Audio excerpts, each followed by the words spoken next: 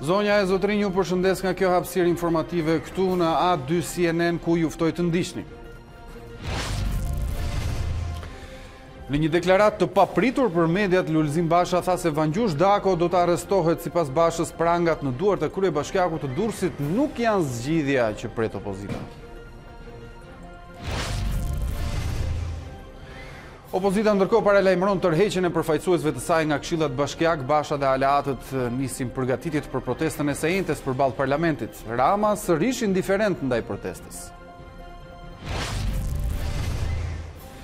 Kuvendi kthem në përgjigje në kohë rekord për një paraqartësi të Komisionit Qendror të Zgjedhjeve në lidhje me dorëzimin e mandateve nga opozita. Deklaratat e kandidatëve të opozitës për të refuzuar mandatet nuk do të pranohen.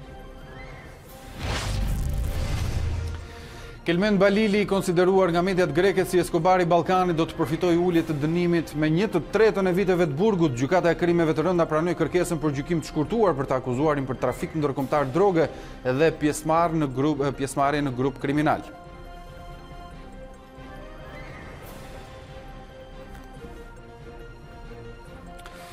Për zhvillimet e fundit, pra sa i takon aktualitetit, do të flasim me koleget Marcela Karapanço, Klementina Cenkollari dhe Anduena Labani.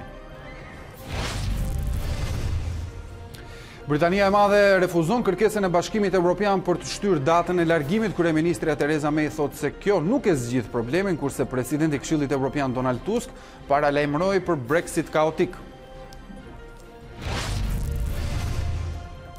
Klubi i flamurtarit ka reaguar për herë të parë pas dhunës ndaj fotografit të klubit në ndeshjen Partizani Flamurtari. Klubi Vlonjat ja faturon të gjitha përgjegjësitë për ngjarjen kryeqytetasve, duke e cilësuar si dështim në organizimin e ndeshjes.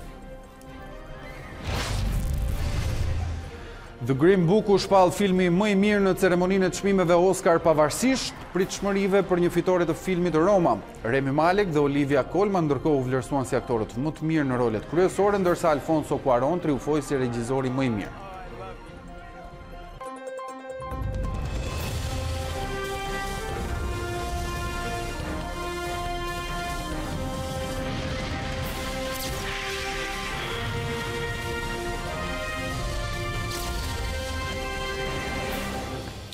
Ju përshëndes edhe një herë, ky është Ditari i orës 19 këtu në A2 CNN. Kur Lulzim Basha dhe Monika Kryemadi dorëzuan mandatet e deputetëve në kryesinë e kuvendit, u duk se me këtë lëvizje ekstreme opozita i shkoi deri në fund presionit mbi Edi Ramën. Tani e tutje, Edi Rama në parlament do të ketë përballë ose karrige të boshtë të opozitës ose deputet që e duar trokasin pavarësisht fjalimeve që thot dhe pavarësisht mesazheve që shpërndan.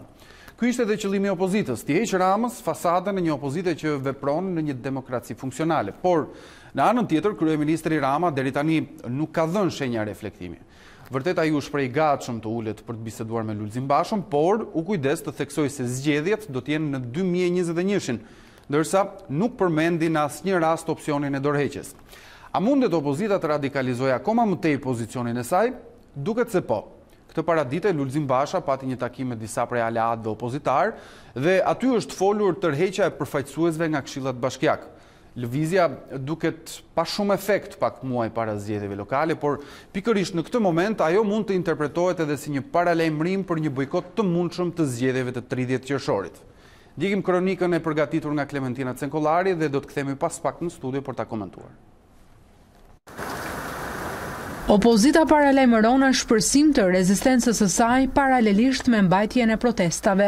Aleatët e Partisë Demokratike u mblodhën për afro një orë në zyrën e Lulzim Bashës dhe në dalje nuk përjashtuan mundësinë e tërheqjes të zgjedhurve lokal demokrat. Për mendimin tim, opozita do të bëjë çdo gjë që kërkojnë qytetarët shqiptar për ta kthyer Shqipërinë në rrugën e nevojshme kushtetuese për njëkohësisht edhe në binarët evropian, që është tashmë një qëllim i gjithë shqiptarëve, por për fatin e keq pengesa kryesore është kjo qeveri, korrupsioni, krimi, manipulimi i zgjedhjeve, siç kemi deklaruar më parë. Nuk e kemi diskutuar këtë punë, këto do të diskutohen në gjithnjë bazatës 16. Por të jeni të sigurt që sulmi i opozitës do të jetë 360 gradë në të gjitha institucionet, në të gjithë hapësirën politike, hapësirën shoqërore, mediatike shqiptare. Në qendër të diskutimit të liderit opozitar Lulzim Basha me kryetaren e LSI-s Monika Kryemadhin, krye republikanin Fatmir Mediu, kreun e LZHK-s Dashamir Shehi dhe kryetarin e Partisë Agrare Ambientaliste Agron Duka, ka qenë koordinimi i aksionit opozitar dhe angazhimi i strukturave për protestat e paralajmëruara çdo të njëjtë para kuvendit. Do të flasim për zhvillimet që i takojnë opozitës dhe kryesisht Partisë Demokratike në këtë hapësirë. Kam në lidhje të drejtë për drejtë kolegen Klementina Cenkollari nga selia e Partisë Demokratike. Klementina, mirëmbrëma. Është folur sot për tërheqjen e përfaqësuesve të opozitës nga Këshillat Bashkiake. Ka një vendim për këtë apo mbetet vetëm një opsion për të diskutuar ende? Ende nuk ka një vendim, por është folur prej kohësh, duhet të thënë që nga protesta e fundit e opozitës së bashkuar që do të kishte një ashpërsim të qëndrimit dhe rezistencës së opozitës së bashkuar, ka paralajmëruar në fakt e para kryetaria e Lëvizjes Socialiste për Integrim Monika Kryemadhi dhe më tej është folur edhe ndër randet e aleantëve të tjerë. Megjithatë do duhet ketë një takim tjetër aleantësh, të cilët do duhet të vendosin nëse do të jetë ky hapi i radhës që do të ndërmarrë opozita e bashkuar. Nëse kjo do të ndodhë, Klea, mund të konsiderohet pra tërheqja e përfaqësuesve të opozitës nga Këshillat Bashkiake si një paralajmërim për bojkotin e 30 qershorit? Jo, Arlind, ende nuk e dim këtë, megjithatë çdo opsion mbetet i hapur për shkak se deri më tani nuk ishte parashikuar as vendimi radikal që mori opozita e bashkuar për të djegur mandatet. Megjithatë, në radhët e opozitës po përgatiten strukturat deri tani vetëm për protestat dhe ende, le të themi të paktën tek media, nuk kanë bërritur diskutimet për sa përket propozimeve të ndryshme për kandidatët që do të ketë opozita. Çka do të thotë se nuk ka ende një vendimarrje të tillë. Klea, zoti Basha takoi sot kryetarët e degëve. Është interesante për ditur çfarë mesazhesh u përcollej atyre dhe në daljen për mediat ai foli dhe për arrestimin e Vangjush Dakos.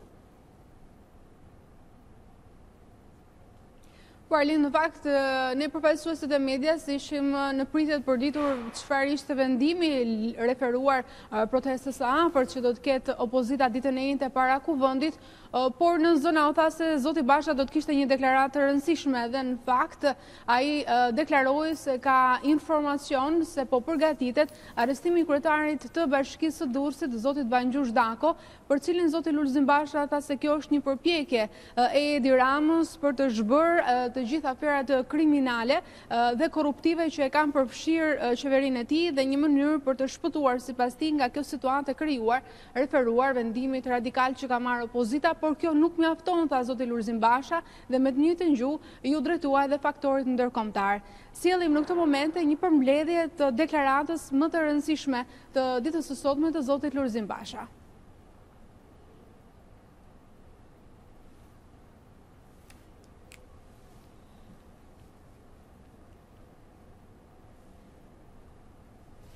Mirë, do të rikthehemi deklaratës që Klementina Cenkollari anonçoi, pra daljes së zotit Basha, ku përmendi dhe arrestimin e zotit Dako. Unë falenderoj Klementina Cenkollarin që ishte nga selia e Partisë Demokratike në këtë mbrëmje.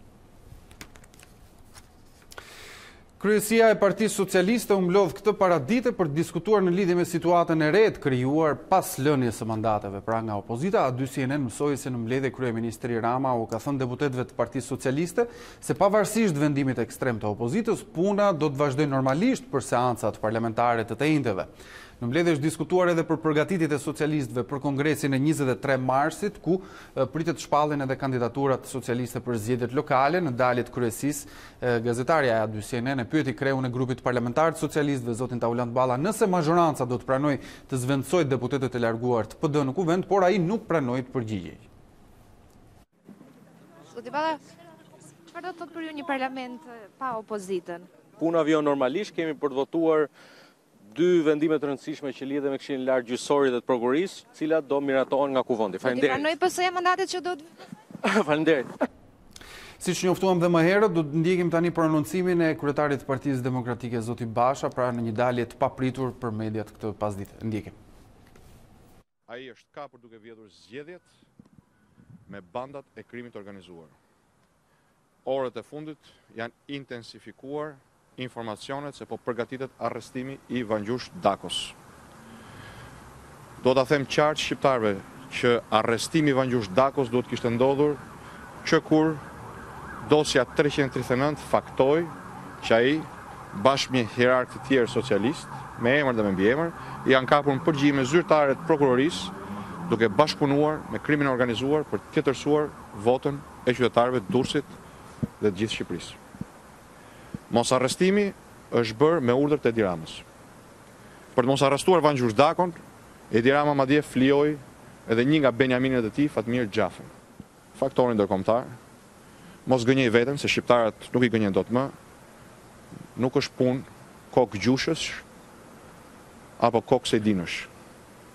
Edi Rama duhet dhe do të largohet. Me Edi Ramën në krye të vendit, Shqipëria nuk do të bëjë asnjë hap përpara dhe opozita do të vazhdojë e vendosur betejën e saj deri në largimin e kapobandës dhe çlirimin e Shqipërisë, demokracisë dhe të Partisë Socialiste.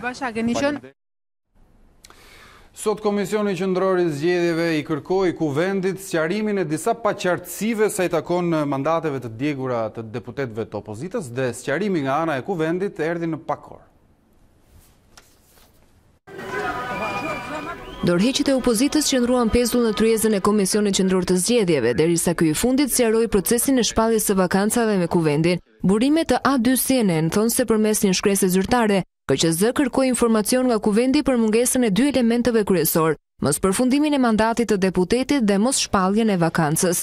Edhe sot, njësesi të premten, kur dërgoi brenda 24 orësh dorëheqjet në KQZ, Kuvendi nuk humbi kohë, i ktheu mbrapsh jo më 56, por 57 dorëheqje, përfshirë këtu edhe atë të Fatmir Mediut, në secilën prej dorëheqjeve, siç duket edhe në dokumentet e siguruara nga A2 CNN, është saktësuar përfundimi i mandatit dhe shpallja e vakancës. Burimet pranë KQZ saktësojnë se me marrjen e kësaj përgjigjeje do të fillojë procedura me 57 dorëheqjet dhe dhënien e mandateve kandidatëve që kanë qenë poshtë vijës së kuqe në zgjedhjet e 25 qershorit 2017. Institucioni zgjedhor konfirmon se nuk do t'i pranojë dorëheqjet paraprake të firmosura nga kandidatët në listat për deputet, duke thënë se nuk kanë asnjë vlerë ligjore dhe se nuk mund të refuzojë diçka që ende nuk të është dhënë. Me kolegen Marcela Karapancho do të bisedojmë për më shumë pra në lidhje me këtë situatë që kjo kronik njoftonte. E kam në lidhje të drejtë për drejtë kolegen Karapancho. Marcela, mi mbrëma, atëherë vumërej që ditën kur Basha dhe Kurej Madhi u ju drejtuan Kryesisë Kuvendit për të dorëzuar pra proces verbalit, dokumentet që digjnin mandatet e tyre, Kuvendi që të nesërmen i çoi Komisionit Qendror të Zgjedhjeve 56 kërkesat pra për djegjen e mandateve. Edhe sot, pas kërkesës KQZ-s, Kuvendi në kohë rekord mund ta cilësojmë, plotsoi pra mungesën e argumentimit apo të dokumentacionit që KQZ nënvizonte se ishte e mangët. Si mund ta shpjegojmë urgjencën e veprimit të Kuvendit për djegjen e mandateve? Nëse më lejon Arlin të kthehemi të mërkurën pasdite, kur kreu i Kuvendit Gramoz Ruçi tha se opozita është duke bërë kamikazllëku në radhës politik me dorëzimin e mandateve. Ndaj, e shtyu seancën e së njëjtës për këtë javë dhe në seancë të mbartur në legjislaturën e këtij fillim viti dhe me sa duket nuk e ka saktësuar zoti Ruçi nëse mazhoranca do të kishte më shumë kohë për opozitën pa mandate apo me mandate. Me sa duket, edhe pjesa e nxitimit të mazhorancës për të dorëzuar dhe për t'i dhënë drejtim të gjithë dorëzimit të mandateve të dorëhequra të opozitës drejt Komisionit Qendror të Zgjedhjeve lidhet edhe me këtë fakt se nuk ka momente për të humbur. Edhe nga kryesia e sot me Partisë Socialiste, këta të fundit thonë se do të vijohet puna normalisht si me procesin e seancave parlamentare, ashtu edhe me zgjedhjet dhe përgatitjet për 30 qershorin e ardhshëm. Socialistët do të vijojnë punën të pashqetësuar nga ajo se çfarë ndodh me opozitën dhe sipas burimeve nga Selia Roz, edhe ndërkombëtarët duket se kanë nxitur vijimin dhe pse jo edhe shtrimin e një tryeze dialogu për sa i përket diskutimit mes mazhorancës dhe opozitës. Marcela, materialin që ti kishe përgatitur, ndër të tjera përmendje dhe refuzimin që disa kandidatë të zgjedhjeve të kaluara i bëjnë pra përfitimit të mundshëm të mandatit në këtë situatë, por që edhe kjo refuzohet nga Komisioni Qendror i Zgjedhjeve. Përse ndodh kjo? Pra si argumenton Komisioni Qendror i Zgjedhjeve? Refuzimi është thjesht një dëshirë Arlind, për sa kohë nuk është institucionalizuar, pra nuk është ligjore. Do duhet që të jetë Komisioni Qendror i Zgjedhjeve me shpalljen e përfundimit të mandatit të deputetëve 57 firmosive që janë çuar tashmë për së dyti herë në Komisionin Qendror të Zgjedhjeve, të përfundoj faza e parë, nëse mund të ndaj me fazat. Kjo fazë e konstatimit të përfundimit të mandatit do të shpallet vakanca e më pas do të jepet mandati duke nisur që nga i pari që vjen poshtë vijës së kuqe nga zgjedhjet e 25 qershorit të 2017 për të vijuar deri në fund, ku janë në total rreth 190 deputet, kandidat për deputet të cilët kanë qenë në listat e opozitës së bashkuar. Askush prej kandidatëve nuk mund të refuzojë mandatin pa e marrë atë. Këtë e deklaron edhe Kodi Zgjedhor dhe Kushtetuta e Republikës së Shqipërisë, dhe KQZ nuk mund të shkojë përtej parashikimeve ligjore. Madje nëse ecim edhe me të drejtën civile, nuk mund të marrësh apo nuk mund të refuzosh diçka që nuk e ke. Pra nuk të është dhënë mandati dhe nuk ke të drejtë të refuzosh. Duhet bërë gjithë kjo procedurë dhe nëse do të duhen të paktën 30 ditë. Nëse kandidatët do të preferojnë ta shkurtojnë afatin, atëherë ata që do kërkojnë refuzimin mjafton të mos çojnë për 10 ditët e para të dhënies së mandatit formularin e dekriminalizimit. Ky është një prej mundësive, një prej skenarëve për ta shkurtuar kohën prej 30 ditësh, pasi në 2017 të gjithë kandidatët kanë dorëzuar formularet, por ka kaluar një periudhë gati 2 vjeçare dhe duhet që të dhënat të jenë të rifreskuara. Marcela Karapanço, si gjithnjë e qartë, falenderoj për raportimin. Edhe pse opozita ka marrë vendimin radikal për dalë jashtë kuvendit, presidenti i Republikës Ilir Meta ka zgjedhur të jetë i matur në mesazhet drejtuar të zgjedhurve të djathtë dhe ju shmang deklaratave direkte. Megjithatë, në ceremoninë e themelimit të spitalit Zoja e Këshillit Mirë, presidenti bëri thirrje për vendime të përgjegjshme nga politika. Ndryshe nga paraardhësit e tij, Ilir Meta nuk ka qenë i kufizuar në mesazhe drejtuar politikës në situata delikate, por vendimi i fundit i opozitës për të djegur mandatet, duket se ka vënë në vështirësi presidentin për mesazhet që duhet të përcjell. Prandaj Ilir Meta, edhe pse miqësor me mediat, kësaj here tentoi në çdo mënyrë të shmangej interesit të saj. Gjithsesi, zëri i kreut të shtetit nuk mungoi në morinë e zërave të ditëve të fundit, brenda dhe jashtë vendit. Duke shfrytëzuar ceremoninë e themelimit të spitalit Zoja e Këshillit të Mirë, presidenti bëri thirrje për vendime të përgjegjshme nga politika. Mesazhet dhe lutjet për paqe dhe vëllazërim, për qetësi dhe bashkëtesë janë sot aktuale për shoqërinë tonë, për politikën dhe politikanët, për përgjegjësinë e madhe dhe historike që ata duhet tregojnë në çdo vendim që ata marrin në interes të sartmes europiane. Më 21 shkurt, kur opozita po zyrtarizonte djegjen e mandateve, presidenti Ilir Meta preferoi të jetë në të njëjtën linjë me ndërkombëtarët, duke i kërkuar asaj rishikim qëndrimi. Një delegacion nga Parlamenti Evropian do të vizitojë Tiranën këtë javë për të vlerësuar përparimet e bëra nga vendi në drejtim të reformave që kanë lidhje me integrimin evropian. Sipas njoftimit të zyrës së shtypit të Parlamentit Evropian, ata do të takohen me krerët e shtetit, por edhe me përfaqësues të opozitës dhe të shoqërisë civile. Para nisjes së vizitës, kreu i delegacionit Tune Kelam, duke u ndalur tek zhvillimet e fundit politike në Shqipëri, deklaroi se dënon me forcë të gjithë retorikën politike që nxit dhunën. Nxisim opozitën që të angazhohet përsëri në procesin demokratik parlamentar. Qeveria dhe opozita duhet me urgjencë të ulin tensionet përmes diskutimeve konstruktive, ka deklaruar kreu i delegacionit të Parlamentit Evropian.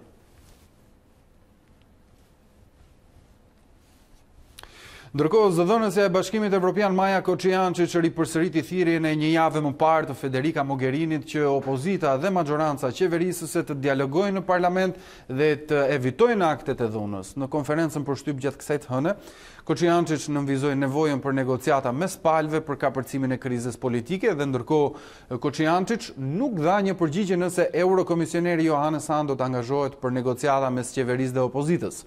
Zëdhënësja e BE-s foli ndërkohë edhe për reformën në drejtësi, për cilën tha se procesi po ecën në drejtimin e duhur. I konsideruar si Escobari i Ballkanit, i drogës, ai do të përfitoj uljen e 1/3 së dënimit edhe pse në petkun e njeriut më të kërkuar nga drejtësia shqiptare, Kelmen Balili është favorizuar nga gjykata e krimeve të rënda, e cila e cilësoi si të ligjshme kërkesën e tij për gjykim të shkurtuar. Gjatë leximit të vendimit, Balili nuk e ka fshehur gëzimin. I shoqëruar vetëm nga një punonjës policie nga kafazi i xhamit, Kelmen Balili ka pritur i qetë dhe i buzëqeshur vendimin e gjykatës. Flora Haradinaj dhe dy gjyqtarët Liliana Baku dhe Ardit Mustafaj shpallën si të ligjshëm kërkesën për gjykim të shkurtuar ndaj Kelmen Balilit, duke pranuar kështu aktet e dosjes voluminoze në gjendjen që janë dhe duke i dhënë fund shqyrtimit gjyqësor. Pa debat juridik, në mungesë të theksuar të provave nga ana e akuzës, Kelmen Balili pritet të dënohet për 4 vepra penale pa dëshmitar dhe me prova të ardhura nga jashtë. Më datën 12 mars, pritet që prokurori Enejt Nakuçi të jap konkluzionet e prokurorisë. Në dosjen e prokurorisë thuhet se nga informacioni i policisë, rezulton se nga fundi i muajit maj 2015, shërbimet ligjzbatuese greke dhe DEAS në Athinë kanë hetuar në lidhje me organizatën kriminale për trafikimin e lëndëve narkotike e përbërë nga shtetas grek dhe shqiptar nga vendet e Europës qendrore. Organizata merre me trafikun e kokainës dhe kanabisit, duke përdorur për transport kamion që janë regjistruar në vende të ndryshme të Europës, në pronësi të kompanive që zotrohen nga shtetas grek. Kelmen Balili nuk ka pranuar asnjë nga akuzat, ndërsa pas rreth 2 vitesh në kërkim, ai u dorëzua në momentin kur dosja vajti për gjykim. Gjatë kësaj kohe, policia dështoi të paktën 14 herë për arrestimin e tij. Por pse dhe si e përfitoi Kelmen Balili gjykimin e shkurtuar, më shumë do të na sjellë më shumë detaje Anduena Allabani, që është në lidhje të drejtë për drejtë me Ditari në mbrëmjes. Anduena, mirëmbrëma. Atëherë, si është e mundur që çështja e lidhur me një nga personazhet më të diskutuar të botës krimit, që ka patur akuza politike nga të huaj, nga shqiptar, ka qenë arrati për një kohë të konsiderueshme dhe ka hedhur në erë disa operacione kërkimit të policisë për të, përfiton gjykimin e shkurtuar? Si e lejoi gjykata këtë dhe si ka argumentuar prap dhënien e gjykimit të shkurtuar? Ka qenë një vendim i papritur, Arlin, në fakt edhe për palët në gjykim, qoftë kështu për avokatin mbrojtës, ish prokurorin e përgjithshëm Theodori Sollaku, por edhe për prokurorin e çështjes Enejt Nakuçi. Askush prej tyre nuk e ka besuar që gjykata brenda 20 minutash do të shprehet pro Escobarit shqiptar, tashmë të evidentuar dhe të quajtur nga mediat greke, Kelmen Balili, duke i dhënë atij të drejtën e përfitimit. Nuk ka më dyshim, Kelmen Balili do të jetë një person i lirë brenda pak vitesh, pasi akuzat që rëndojnë mbi të janë pranuar tashmë nga gjykata, nuk do të merren më prova të reja, nuk do të ketë më barë prove mbrojtja ndaj të gjitha akuzave të ngritura ndaj Kelmen Balilit, duke e bërë atë një person i cili përfiton kështu dhe 1/3 e dënimit. Nuk dihet nëse Kelmen Balili ka pranuar kërkesën e prokurorisë për të qenë deri diku dhe bashkëpunëtor me drejtsinë, pasi kjo do t'i sjellte atij më shumë favore për sa i përket dënimit. Një gjë është e sigurt, në qoftë se gjykata do të dëgjoj me datën 12 pretensën dhe konkluzionet përfundimtare të prokurorisë në lidhje me kërkesën e dënimit për Kelmen Balilit, pritet edhe një vendim i cili brenda pak ditësh do të bëhet publik. Është një vendim i gjykatës greke ndaj Kelmen Balilit, është një 3 vjeçar hetime dhe gjykime që është bërë ndaj tij për trafik ndërkombëtar të kokainës dhe kanabisit drejt vendeve të Europës, dhe nëse ky vendim do të jetë i konsiderueshëm, ai do të sillet palës shqiptare, do të bëhet një njohje vendimesh, dhe kështu që në bashkim të vendimeve Kelmen Balili mbase do të shkojë në një dënim pak më të gjatë nga çka pretenduar. Por nuk ka qenë dhe aq i papritur dorëzimi i Kelmen Balilit mbas 2 vite e 8 muaj arrati. Fakti që ajo është dorëzuar pikërisht në momentet kur dosja shkoi në gjykatë bën atë deri diku një akt të paprecedent, mund të them këtu që kemi një paralelizëm me çështjen Dajti, i cili ishte një nga të pandehurit i cili vuri drejtësinë përpara shpatullave të murit, duke përfituar kështu ulje dënimit. I tillë është edhe vendimi edhe veprimet që ka bërë Kelmen Balili bashkë me avokatin e tij, duke përfituar kështu ulje të 1/3 së dënimit, një vendim ky i cili u prit në mënyrë shumë të deri diku të pëlqyeshme qoftë nga avokati, qoftë nga i pandehuri. Po, ndërkohë për të qenë edhe më të qartë dhe për shikuesit Anduen, hapat e mëtejshme që do të ndiqen me Balilin janë pretenca, besoj është hapi i parë, apo jo? Mëtej do të vijohet për seancën e parë gjyqësore. E gjithë Odiseja duket sikur nuk do të kemi një çështje të madhe Balili, pavarësisht se palët e kishin pranuar që ky proces edhe mund të tej zgjatej për shkak të trajtimeve që kryen dhe gjykimeve që kryen në Greqi, por brenda dy seancave çështja Balili do të mbyllet. Me datën 12 mars kemi një pretensë përfundimtare, konkluzionet përfundimtare të prokurorisë, më pas mbrojtja do të marrë kohën për të bërë mbrojtjen përpara se gjykata të shprehet me vendim. Kështu që brenda dy seancave gjithë Odiseja dhe gjithë zhurma e madhe, lukunia e madhe e akuzave dhe kundër akuzave që u hodh për këtë personazh të ri në botën e krimit shqiptar duket se do të marrë fund. Por gjykata u tregua në kriteret që plotsoi kërkesa dhe pranimi i kërkesës për gjykim të shkurtuar, gjykata tha që me të gjitha aktet që ka dosja aktualisht, është më së arsyeshme që të bëhet dhe me gjykim të shkurtuar, të merren këto akte, duke mos synuar kështu procesin gjyqësor. E qartë, të falenderoj, ishte Anduena Labani. Kreu i Këshillit Lartë Prokurorisë Genti Ibrahimi bëri publik vendimin për shpalljen e mos kompetencës në lidhje me kërkesën për të hetuar Artamarkun. Në përgjigjet letrës së Edmond Spahos dhe Petrit Vasilit në lidhje me kërkesën e tyre për nisjen e një hetimi disiplinor për prokuroren e përgjithshme të përkohshme Artamarku, vjen arsyetimi ligjor i organit më të ri që pritet kontrollojë punën e çdo prokurori. Informimit në lidhje me dosjet e ish-sigurimit të shtetit, ajo ka mbritur në zyrat e Këshillit vetëm në fund të ditës punës ditën e premte, tani e disponojmë. Genti Ibrahimi këshillon opozitën të drejtohet kolegjit të apelimit për hetim dhe shkarkim të Artamarkut. Dhe si arsyetim për mosveprimin e tij është edhe fakti që nuk ka një inspektoriat të lartë të drejtësisë. Letra e krerëve të dy grupeve parlamentare mban datën 28 janar 2019, ndërsa u shqyrtua nga KLP në mbledhjen e datës 22 shkurt.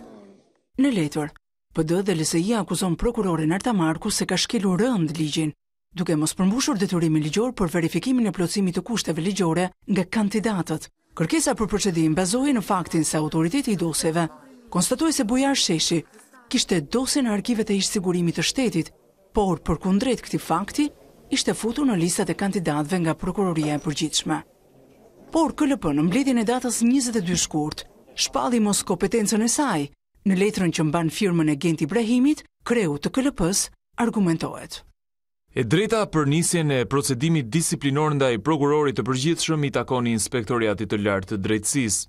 Dispozitat tranzitore të kushtetutës nuk parashikojnë se cili institucion do të ushtrojë kompetencën për nisjen e procedimit disiplinor ndaj prokurorit të përgjithshëm në periudhën kalimtare deri në krijimin e Inspektoriatit të Lartë të Drejtësisë. Deri në përfundim të mandatit të kolegjit të apelimit, procedimet disiplinore kundër prokurorit të përgjithshëm shqyrtohen nga kolegji i apelimit dhe jo KLP. Ndërkaq, antari i këtij këshilli është marrë person në hetim, ndërsa për sa kohë prokuroria nuk do të shprehet për të, ai do të vijojë të jetë pjesë e KLP-s. Gjykata pranoi kërkesën e deputetit të Partisë Demokratike Ervin Saliani për mos zgjatjen e hetimeve për çështjen Babale. Avokati i zotit Saliani bëri të ditur se gjykata i ka lënë kohë prokurorisë që të mbyll veprimet deri në datën 20 mars.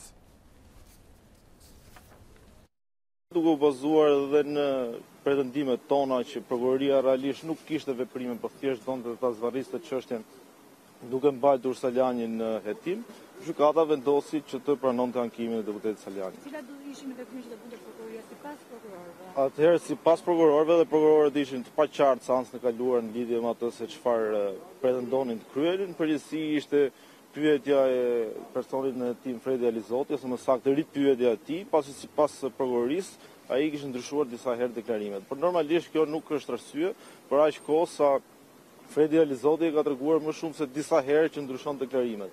Kjo nuk mund të sjellë pasoja për personat e tjerë në hetim që për shkak të deklarimeve të tij vazhdojnë të jenë persona në hetim. Aq më tepër kur ai është i paraburgosur.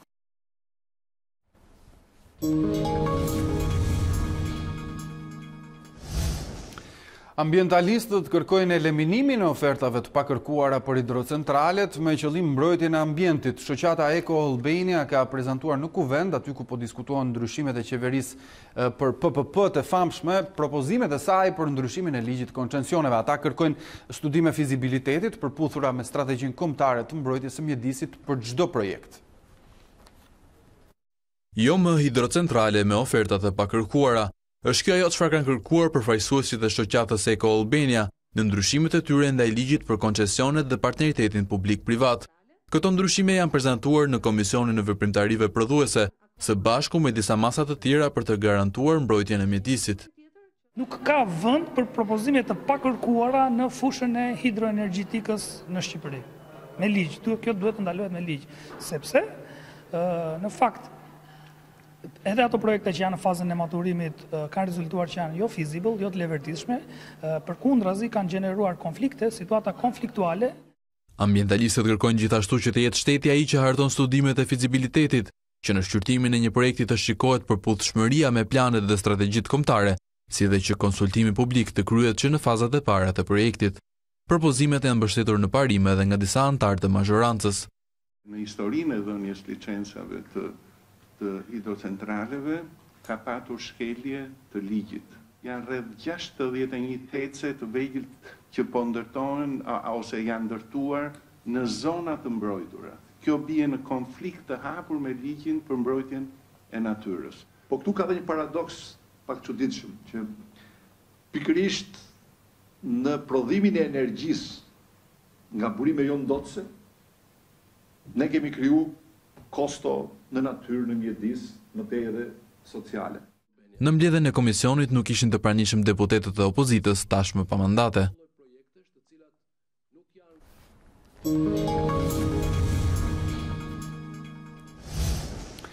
Kryeministria britanike Theresa May nuk pranon thirrjet e Bashkimit Evropian për shtyrjen e Brexit. Ajo beson se mund të kalojë ujdinë aktuale në parlament dhe synon të marrë siguri shtesë nga Brukseli për çështjen e kufirit irlandez.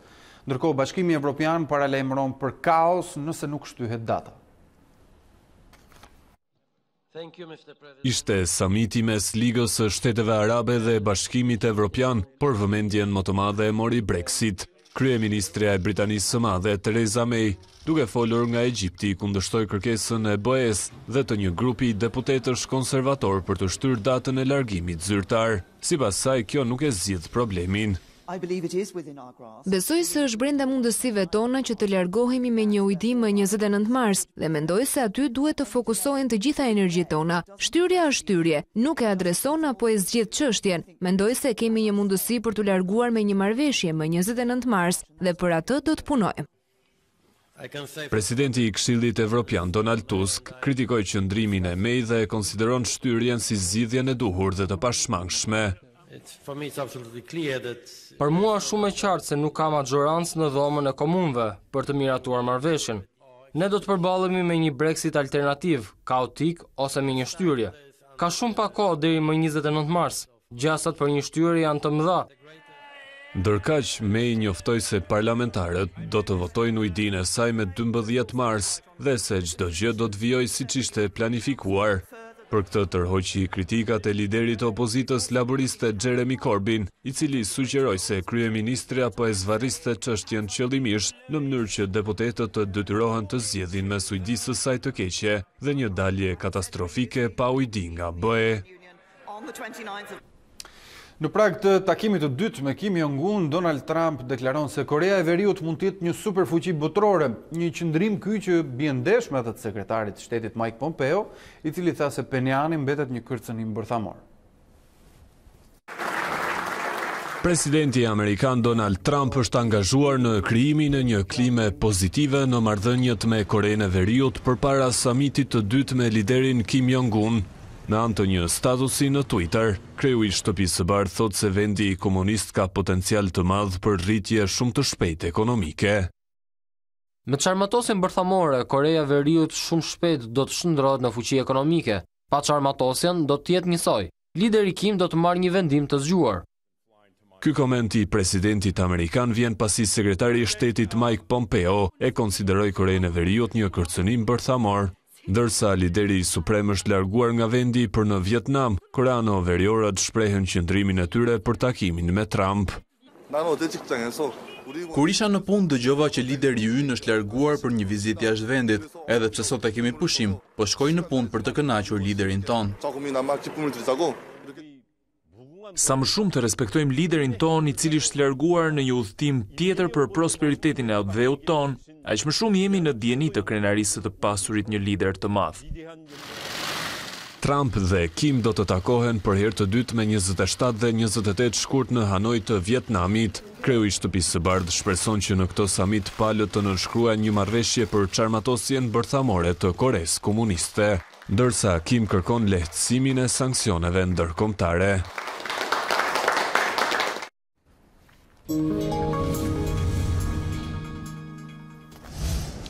Flasim për sportin tani. Klubi Flamurtari të reagoi për herë të parë pas dhunës ndaj fotografit të klubit në ndeshjen Partizani Flamurtari. Klubi Vlonjat ja faturon të gjitha përgjegjësitë për ngjarjen kryeqytetasve, duke e cilësuar si dështim në organizimin e ndeshjes atë çka ndodhi. Ata kanë publikuar listën e pjesëtarëve të klubit ku tregohet roli zyrtar i Shkëlqim Ramajt si zëdhënës shtypi prej 2 vitesh i regjistruar në Federatën Shqiptare të Futbollit. Flamurtari dënon aktet e dhunës dhe kërkon nga autoritetet përkatëse vendosjen e drejtësisë dhe zbatimin e rregullores.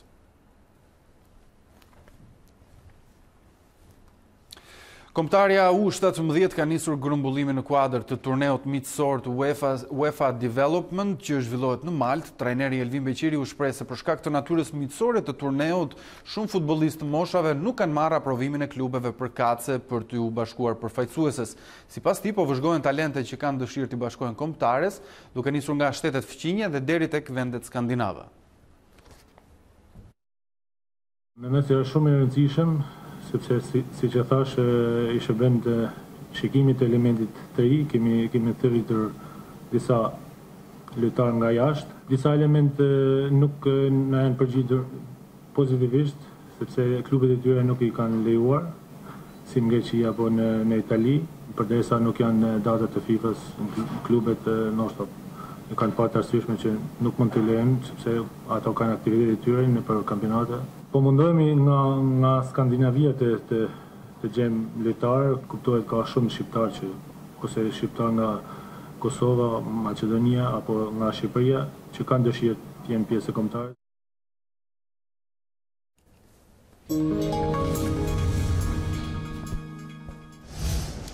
The Green Book u shpall filmi më i mirë në ceremoninë e çmimeve Oscar pavarësisht pritshmërive për një fitore të filmit Roma, ndërkohë Remi Malek dhe Olivia Colman u vlerësuan si aktorët më të mirë në rolet kryesore, ndërsa Alfonso Cuarón triumfoi si regjisori më i mirë. And the Oscar goes to Green Book. Rezultoi një mbrëmje surprizash ajo e çmimeve Oscar në Dolby Theatre në Hollywood. Me gjithë pritshmëritë për një fitore të Roma, Akademia zgjodhi Green Book si filmin më të mirë të vitit. I vendosur në vitin 1962, Green Book frymëzohet në historinë e vërtetë të udhëtimit të pianistit të muzikës jazz Don Shirley dhe shoferit të tij italo-amerikan. Green Book fitoi në total 3 trofe. E gjithë historia ka të bëjë me dashurinë, ka të bëjë me faktin se e duam njëri tjetrin pavarësisht dallimeve tona.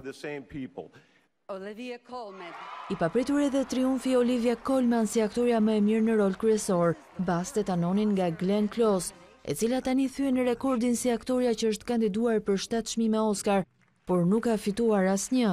Colman u vlerësua për interpretimin në The Favourite dhe argëtoi të pranishmit me një fjalim emocionues dhe plot humor. Është e çuditshme, fitova një Oscar. Do doja të falenderoja shumë njerëz, por po harrova dikë do ta gjej më vonë dhe do ta përqafoj fort. Të jem në një kategori me gra të mrekullueshme si Glenn Close është vërtet e jashtëzakonshme. Bohemian Rhapsody ishte filmi që siguroi më shumë Oscar me 4 të tillë, ndër të cilët për aktorin më të mirë në rol kryesor Rami Malek.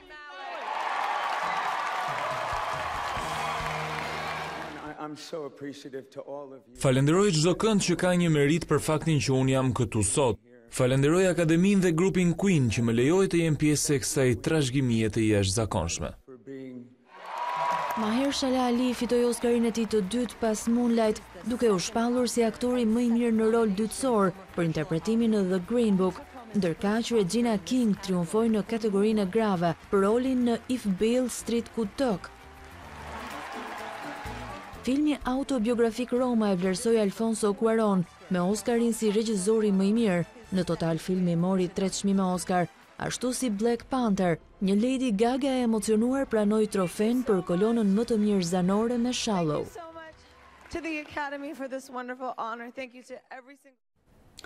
Ndërkohë, pjesëtarët ende në jetë të grupit Queen elektrizuan audiencën e ceremonisë Oscar, performancë fort, ndërkohë ishte edhe ajo e Lady Gaga dhe Bradley Cooper, që risollën duetin e vlerësuar me Oscar, Shallow.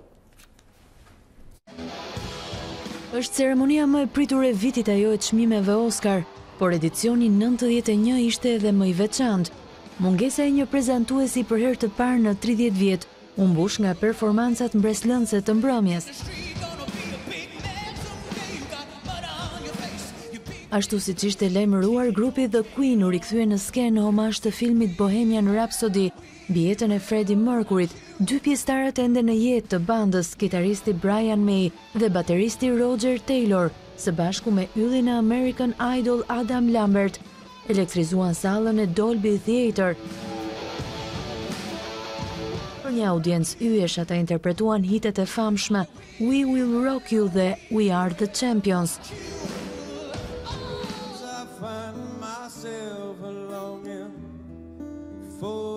Performance fuqishme ishte dhe ajo e Lady Gagës dhe Bradley Cooper, të cilët risollën duetin e shumë vlerësuar Shallow, që fitoi edhe Oscarin si kolona më e mirë zanore.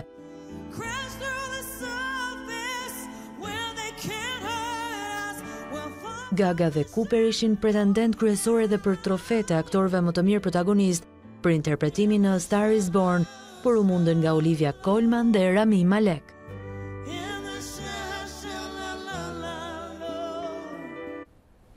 Mirë, do të mësojmë tani se si do të jetë moti në vijim me Tanja Porjan. Mirëmbrëma të nderuar shikues të A2 CNN, jemi sërish së bashku me kushtet e motit, por në vijim dhe ditën e nesërme. Në fakt do të vijojnë edhe nesër kthjellimet me vranësira kalimtare në të gjithë territorin shqiptar. Më të dukshme vranësira do të jenë gjatë orëve të pasdites dhe kryesisht në zonat veriore dhe zonat lindore të territorit, duke rrezikuar rreshje të pakta dhe të izoluara dëbore gjatë orëve të vona të pasdites.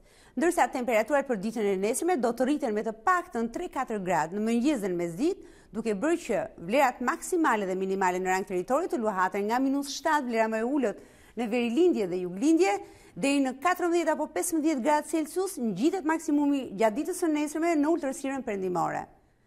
Ndërkohë, Europa për ditën e nesërme do të mbetet thuajse e gjitha në dominimin e kthjellimeve, ndërsa vranësirat e herpashershme dhe rreshje të izoluara shiu, por kryesisht dëbore, do të ketë mesdheu lindor, brigjet jugore të mesdheut, si edhe më pak në verilinje të kontinentit evropian, duke përfshirë edhe zonat e Tunizisë dhe të Libisë nga rreshje të pakta dëbore për shkak të temperaturave shumë të ulta që do të mbrin deri në brigjet jugore të mesdheut. Temperaturat për ditën e nesërme do të vijojnë të larta në pjesën më të madhe të kontinentit evropian, po ashtu rriten temperaturat për ditën e nesërme edhe në rajonin e Ballkanit. Ndërkohë masat ajrore të rrethit polar do të rriqen gradualisht drejt Europës veriljindore, megjithatë mbetet një pjesë e ajrit të ftohtë të rrethit polar në brigjet jugore të mesdheut. Kjo është i gjithçka e përgatitur në lidhje me kushtet e motit për ditën e nesërme në Shqipëri rajon, por edhe në rang kontinenti. Bashkëmirupafshim. Mirë, ne shohim edhe një herë bashkë titujt kryesor të këtij edicioni. Në një deklaratë papritur për mediat, Lulzim Basha tha se Vangjush Dako do të arrestohet. Sipas Bashës, prangat në duart e kryebashkiakut të Durrësit nuk janë zgjidhja që pret opozita.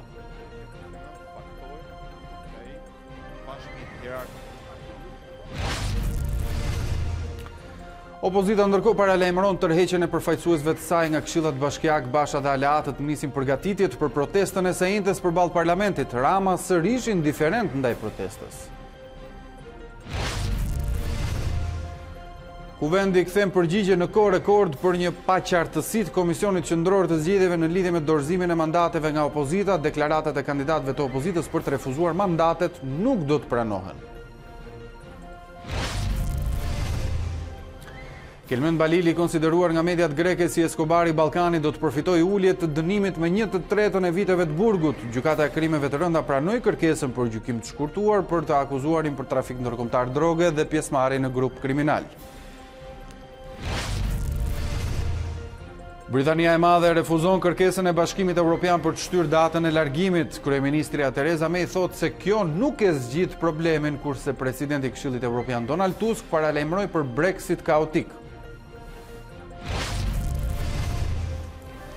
Klubi Flamurtari të reagoi për herë të parë pas dhunës ndaj fotografit të klubit në ndeshjen Partizani Flamurtari. Klubi Vlonjati ia faturon të gjitha përgjegjësitë për ngjarjen kryeqytetasve, duke e cilësuar si dështim në organizimin e ndeshjes. The Green Book u shpall filmi më i mirë në ceremoninë e çmimeve Oscar pavarësisht pritshmërive për një fitore të filmit të Roma. Rami Malek dhe Olivia Colman u vlerësuan si aktorët më të mirë në rolet kryesore, ndërsa Alfonso Cuarón triumfoi si regjizori më i mirë. Me këto informacione ne kemi mbritur në fund të ditarit të mbrëmjes këtu në A2 CNN, por ju kujtoj të klikoni dhe faqen tonë të internetit a2cnn.com, ku do të gjeni zhvillimet e minutave dhe të orëve të fundit nga vendi, rajoni dhe bota. Bashkë mirupafshim.